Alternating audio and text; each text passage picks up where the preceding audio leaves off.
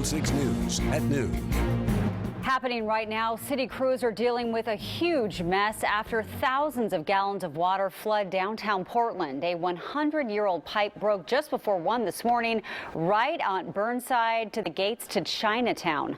Welcome to KOIN 6 News at noon. I'm Jenny Hansen. We'll have more on that story in just a moment. But first, we have some new information now on a Vancouver child accused of bringing weapons and ammo to his middle school. Now, a judge has ruled that that boy must stay locked up in juvenile detention.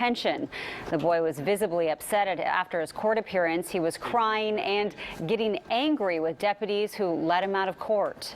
His attorney recommended that he be put on house arrest with alarms on the doors. That sixth grader does have a history of leaving his house at night and walking around. The boy is undergoing a mental evaluation following his arrest last week. Well, it seems the days for getting a four-year degree, are over. On average, it takes a college student 5 to 6 years to get that four-year degree, and that also means a lot more debt. Morning anchor Alicia Esch is live at PSU. And Alicia, just how much more debt are we talking about? Well, Jenny, you really asked a great question there. And of course, we're here at PSU, a college, so we have the answer for you.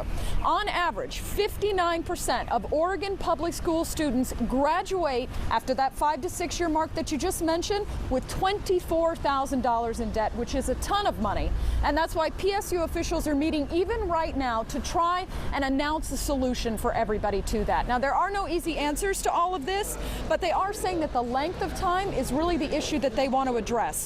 So they are now guaranteeing a 4-year degree and a 4-year price tag for any new student that's coming into their university doors. Starting in fall 2014, entering full-time freshmen can sign an agreement to follow a 4-year degree path. If they stay on track, PSU guarantees they will have the courses and advising they need to graduate on time. If they stick to the plan but still don't finish in 4 years, then they will not pay tuition for any remaining required courses. Students will only pay for 4 years. Portland State is the only Oregon public university offering this guarantee. Now, as you all know, higher education is still... And again, you were just hearing the president right there talking about this. He is only guaranteeing this, of course, here for PSU students. This isn't applying to other Oregon public universities. But to give you a little perspective on just how massive this kind of an announcement can actually be for students, they currently have 30,000 or so students that attend PSU, which by our current numbers means about 15,000 of them have that $24,000 in debt. With this new guarantee, they're hoping to erase that completely or at least cut it down a bit. Reporting live here at PSU for you, I'm Alicia Esch, KOIN 6 News. Program. Okay, thank you, Alicia. Well, 5 people escaped a fire in southeast Portland this morning. It happened in the 2000 block of southeast Madison. Fire officials say that those inside were lucky to get out so fast. Just in the nick of time, because the back deck of this place actually did completely burn out and even caused a little bit of risk to our firefighters as they were trying to come in and out of the building to fight that fire. Crews put out the fire in about 20 minutes. No one was hurt. They're still trying to figure out what started it. And fire investigators also looking into a deadly house fire in Battleground. It broke out about 11:30 last night in a home on Southwest 7th. Fire crews found the body of a woman inside. Her name has not been released. Well, there is still no solution in sight for the troubled healthcare website. Now, for the first time, lawmakers have a chance to grill a member of the Obama administration about what went wrong. Danielle Nottingham has the latest from Capitol Hill. And just last week, Marilyn Tavener heads Medicare and Medicaid Services, the agency in charge of the troubled healthcare.gov website. Lawmakers were quick to offer their opinions of her performance. You and your staff made repeated claims to the American public and to Congress that everything would be ready on time. Everything was a go. None of that prove to be true. Tavener, a former nurse and hospital administrator, says the site will be fixed. When the site went live, few customers could create an account. Now over 90% can. But lawmakers want to know why it was broken in the first place. We cannot solve a problem until we realize the full extent of the problem. Troubles with the site have many Republicans and even some Democrats pushing President Obama to delay parts of his plan. The president is also taking heat for this promise. If you like your doctor or health care plan, you can keep it. But CBS News has confirmed insurers are telling more than 2 million Americans they will soon lose their coverage because it does not meet new government requirements. Those people now have to sign up for a new plan through the healthcare exchange. Danielle Nottingham, CBS News, Capitol Hill. Well, some good news for Portland cyclists. There are now 100 bike corrals in place all over the city. Now, if you bike along Hawthorne, you'll see the latest at the New Seasons Market on 40th and Southeast. Bike corrals are groupings of 6 to 12 bike racks installed in the street. The city claims that the corral frees up 10 times as many parking spaces for bikes as a traditional spot allows for cars. A spokeswoman for the Transportation Bureau says they don't plan on stopping at 100. So that means that the streets are less congested, the streetscape, sidewalks are more lively with people, and it's of course healthier living and cleaner air. In addition to increasing customer parking, bike corrals also free up congested sidewalks. Looking ahead, drivers in Oregon can start putting on those studded tires on their cars starting this Friday. The tires are legal November through March, but ODOT says they do damage the highways. They encourage drivers to consider using chains or traction tires without studs instead. Tagging is becoming a huge problem in Portland, and Cathedral Catholic School is the latest target. And we talked with a local graffiti removal company, and they say taggers are taking extreme measures to make their marks. Paul Watts with Graffiti Removal Services says recently he had to remove graffiti sprayed on top of a downtown Portland building. They're getting to really high spots, which they call heaven spots, where the kids will actually rope themselves off with a harness and tag up there with a harness. Under bridges? Under bridges, on tops of buildings. We've been downtown 13, 14 stories up. Watts says while many people think tagging is gang related, only 10% of it actually is. Coming up, why one neighborhood is asking a judge to order a business to stop making hot sauce. Plus, a popular band announces it's officially breaking up, the possible reason behind the split, and where you can find a Dracula-themed food cart in Portland. It has roots to Transylvania. And good afternoon, everyone. Well, today we were talking about the cold temperatures, but now our focus becomes rain, and it's going to return this weekend. My forecast on the way.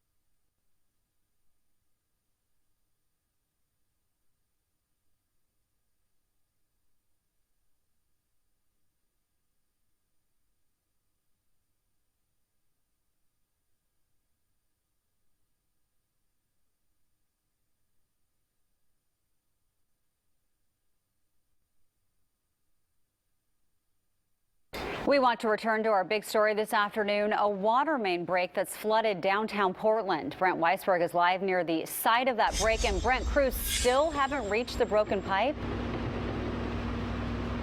Jenny, good afternoon. No, it is buried under 9 feet of dirt and rubble here, and they are right now trying to get all the water, the debris out of that hole, which is happening behind me just down the road from us, about a block or two. The Embassy Suites Hotel is without power, and that means they are losing thousands of dollars in retail dollars. It's going to be a big impact on today's business because we won't be able to open for lunch. The dining room at Portland Prime is empty. Portland Prime caters to a lot of the downtown businesses. The silverware is polished and ready, but through the window you can see the men working outside. We won't stop until we're done. Early this morning, a 24-inch diameter cast iron pipe installed in 1913 ruptured. 24-inch main carries a lot of water. So much water, it sent about 4 feet of it gushing into the basement of the Embassy Suites. We had water that was overwhelming the storm drains. The water knocked out power and even fried the backup generators. So right now the power's still out. Warren Becker owns the Blue Collar Bakery. I'm a business that survives with local clientele coming in here. Like Portland Prime, his business is on the street level of the hotel, which means they too are without power. We're going to start throwing everything in the coolers out, and we've got thousands and thousands of dollars worth of product we have to throw out. Power is still out for those businesses here. Water is still being serviced to all of these buildings. That is the good news. They also tell me there is no public risk to anyone who uses the city of Portland's water. They say if your water is discolored, simply run it for about 3 to 5 minutes, and that should clear out all that dirty sediment that's in the water. They also say that in terms of getting this repaired, we just got an update at the top of the hour, and this was the worst case scenario for the Water Bureau. It sounds like the pipe actually exploded, just a huge chunk, and they will have to replace about 36 feet of this pipe. And they now say that East Burnside between Southwest 6th and Southwest 3rd will remain closed indefinitely, likely until tomorrow morning. Reporting live downtown, I'm Brent Weisberg, KOIN 6 News. Very unfortunate for those businesses. Okay, thanks, Brent. Well, just in time for Halloween, a Dracula-themed food cart pops up in Portland. It's called the Transylvania Express. Now, you can find it at Southwest 5th and Harrison.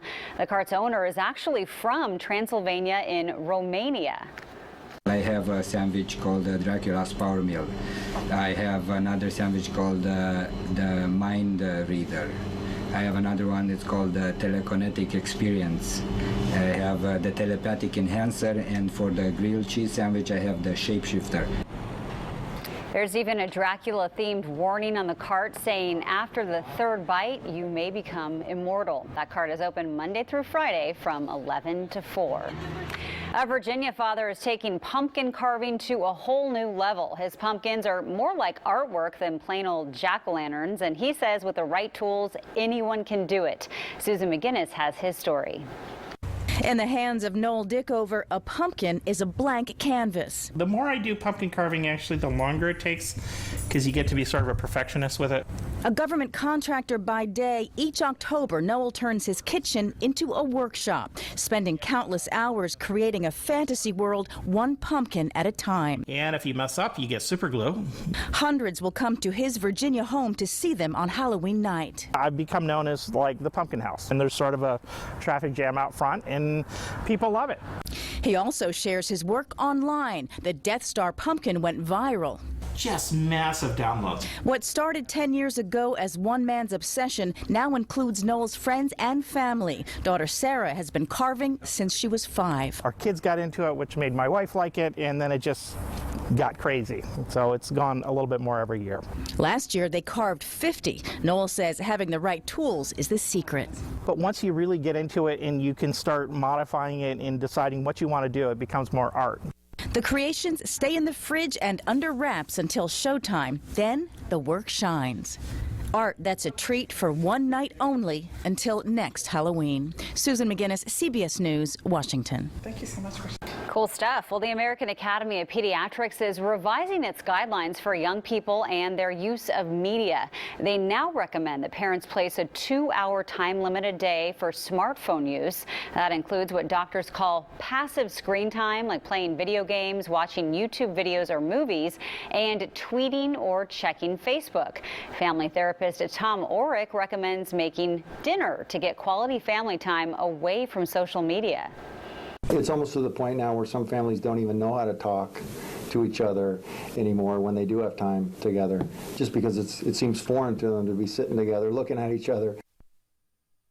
Orrick also recommends parents negotiate with kids about social media time only after their homework is done.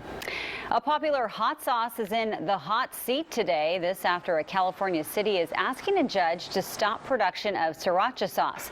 The city of Irwindale claims it is stinking up neighborhoods. People who live there say they're experiencing burning eyes, irritated throats, and headaches, all from the production of that chili sauce. The company, however, denies that there's an odor problem.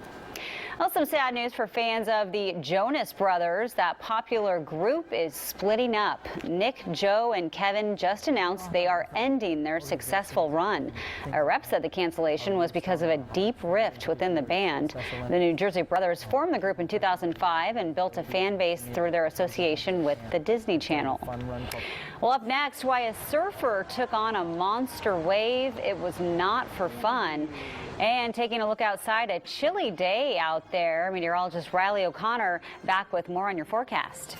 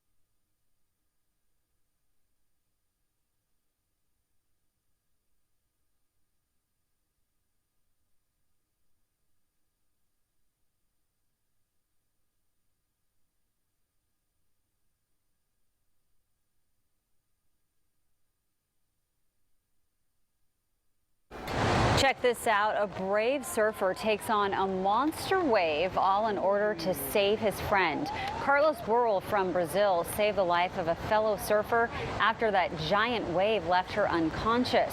Maya Gabria is now recovering in a local hospital there. But man, that is some scary stuff out there. Big wave. Yes. Yeah. Turning to the weather now, a nice. There's no rain, so it's just like one of those nice crisp days. But it's very crisp. It's very cool outside. It is very crisp. Yes. In fact, we started our low this morning at 32 degrees downtown and at the airport, and that actually ties a record back in 1971 for downtown at 32 degrees. We didn't make that record at the airport, but let's focus ahead because that's what we always like to do is talk about your planner, and we will see lots of sunshine today. Now, temperatures will end up around 56 by 3 p.m., and then our highs today will fall between about 3 and 5 p.m., and that will be 58 degrees. Now, tonight will stay clear. We won't be as cold, though, because our winds are going to turn to more of a southerly direction, so I think we're going to be in the mid-30s versus the lower 30s, but you can see 52 by 7 and 46 by 9 p.m. So as we look outside right now, or actually let's talk about the lows this morning. That's what I want to start with. 32 in Portland, and again downtown we hit 32 degrees, and that does tie the record back in 1971. Hillsborough was 29, 31 in Vancouver, and a chilly start for you in Troutdale at 30 degrees. Around the state this morning, Redmond around 17 degrees, out towards Burns 30, upper 20s in the Dalles, and check out towards Astoria 32 degrees in Salem starting at 30. So we did have some patchy frost out there in some areas, but a beautiful day it is shaping up to be. Right now 49 degrees with light winds. We're not dealing with the breezy conditions that we did yesterday, and they are from the north and west. So if you want to head out to the coast this afternoon, you need the jacket, but all in all a sunny day, right around 55 degrees out in Cannon Beach. One area that we're still looking at the freeze warning is out to our east around the Dalles, points towards Wasco and Arlington, down towards the Fossil areas. And this is because we're going to see temperatures drop below freezing again this morning, or tomorrow morning. We were in that freeze warning in the metro area overnight, but that since expired at 9 a.m. this morning. So this upper level system is starting to track towards the east because high pressure right now is in control, and that's giving us the sunshine and the light winds, but it's also delaying this next system of getting in here. But we're going to start to see that make its way in by tomorrow, especially during the afternoon hours. And what we'll see is clouds starting to increase. Now, the rest of your day today will stay clear overnight tonight. Again, our winds turned to the south, so our temperatures will dip to the mid-30s. But notice those clouds starting to increase in the afternoon tomorrow. There's a 12 o'clock snapshot. And then I do think the rain will start to develop along the coast around 10 o'clock in the evening, making it into the metro area around midnight. And I think we'll keep the showers around through the morning hours. There's around 7 a.m., so it may be a wet commute for us headed to work. But by the time we get to the evening for trick-or-treaters, I think we'll be dry, maybe a little cool, though, and we'll see the clouds around. But all in all, trick-or-treating should be dry for the kids. After a cold start, we'll see the sunshine right around 57 in Seaside, slightly cooler in Newport. Around Salem, 59 with a low near 32 for tonight. More clouds the further south and east you go with that upper level low. So around the Burns area, you're still seeing some of those clouds. We'll get some gradual clearing, though, around 49 degrees, up towards the Dalles around 57, and winds will be from the east between 5 and 15 through the gorge.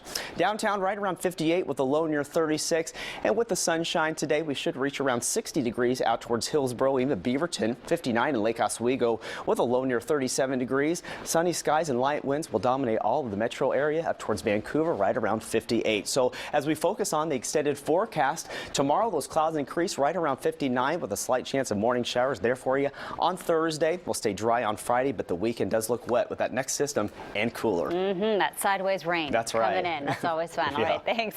Well, up next, a woman says that she will go to jail in order to keep her pet pig. Why she's facing criminal charges when we come back.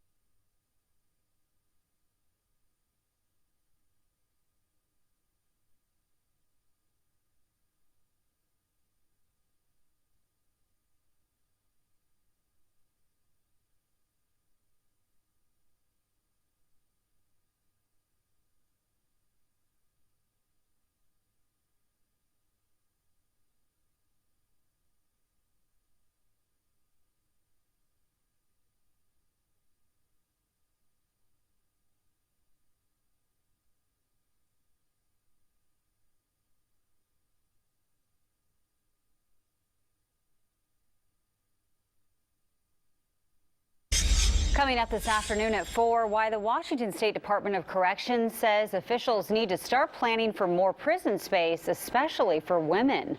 Plus, we look into why there appears to be a global shortage of wine. That's today at 4 o'clock. Well, a Texas woman says that she is ready to serve time in jail, all in order to keep her pet pig. Shonda Cash says that she's had this Vietnamese pot-bellied pig since it was young and it weighed just a few pounds. Well, as you can see, it's grown a lot since then, and Cash says a neighbor recently complained. Well, it turns out since their LaPorte, Texas home sits on less than an acre, the city says that pig is illegal. Cash was ordered to pay a fine, but says she can't afford it. Well, she then missed a court date, and now she could face time in jail. Look at that pig. I mean, I heard they're actually clean. Maybe I'm misspeaking there, but all he wants is a little love. All he wants is a little love. And maybe yes. a lot of food. And a nice forecast. There you go, too. and a nice forecast. He'll get one today. A little chilly though, but we'll see the sunshine today. Clouds increase for tomorrow, and then maybe some rain Halloween morning, but dry for the trick-or-treaters. All right, see you back here at 4 o'clock.